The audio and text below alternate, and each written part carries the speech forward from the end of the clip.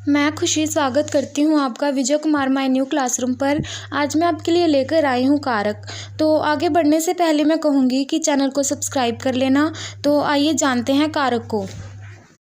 कारक किसे कहते हैं? कारक का अर्थ है क्रिया को करने वाला, अर्थात क्रिया को पूरा करने वाला। संज्ञा या सर्वनाम के जिस रूप से उसके संबंध का वाक्य के दूसरे शब्दों से पता चलता है उसे कारक कहते हैं। चलिए अब जानते हैं विभक्ति को। विभक्ति को कारक में सबसे महत्वपूर्ण माना गया है।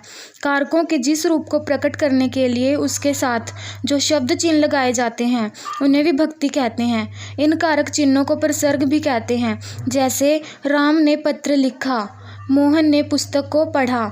इसमें ने और को विभक्ति है। अब आते हैं कारक के भेदों की ओर। हिंदी में कारकों के 8 भेद माने जाते हैं। कर्ता कारक, कर्म कारक, करण कारक, संप्रदान, अपादान, संबंध कारक, संबोधन कारक, अधिकरण कारक। चलिए अब इन कारकों को उदाहरण की सहायता से और परिभाषा की सहायता से समझते हैं। कर्ता कारक की परिभाषा। क्रिया को करने वाला कर्ता कारक कहलाता है। इसका विभक्ति चिन्ह ने होता है। जैसे राम ने पत्र लिखा, इसमें राम पत्र लिखने की क्रिया करता है, अर्थात राम इसमें कर्ता कारक है। नेक्स्ट है कर्म कारक।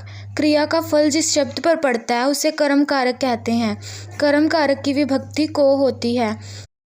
जैसे रवि पुस्तक पढ़ता है। नेक्स्ट है करण कारक। जिस साधन से क्रिया संपन्न होती है या जिस शब्द रूप की सहायता से क्रिया का व्यापार होता है उसे करण कारक कहते हैं। इसके विभक्ति चिन्ह हैं से, द्वारा, के साथ आदि।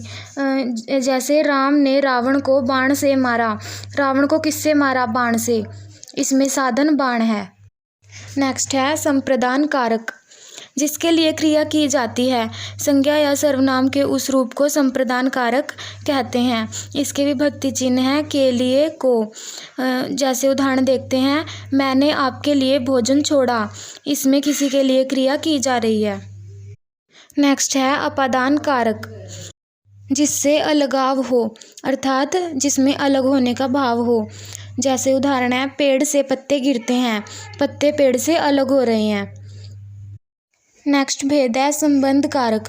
क्रिया का अन्य पदों से संबंध सूचित करने वाला। शब्द के जिस रूप से किसी व्यक्ति या पदार्थ का दूसरे व्यक्ति का पदार्थ से संबंध प्रकट होता है उसे संबंध कारक कहते हैं। इसके विभक्ति चिन्ह है का, के, की। जैसे उदाहरण के लिए, राम के 2 भाई हैं। यह है अधिकरण कारक। संज्ञा या सर्वनाम के जिस रूप से किसी के आधार का बोध होता है उसे अधिकरण कारक कहते हैं। इसके विभक्ति चिन्ह हैं में, पर या के ऊपर। जैसे पुस्तक मेज पर रखी है। पुस्तक कहाँ पे रखी है? मेज पर। नेक्स्ट है संबोधन कारक। संज्ञा के जिस रूप से किसी को पुकारा या बुलाया जाए उसे संबोधन कारक कहते हैं। जैसे हे, अरे, ओ आदि। उदाहरण के लिए, हे राम, अब मैं क्या करूं? आई होप आपको कारक का कंसेप्ट क्लियर हो गया होगा। अगर अभी भी कोई डाउट है तो कमेंट सेक्शन में लिख दीजिए, मैं ज़रूर आपकी शंका का समाधान करूँगी। तो see you in next video. Bye bye.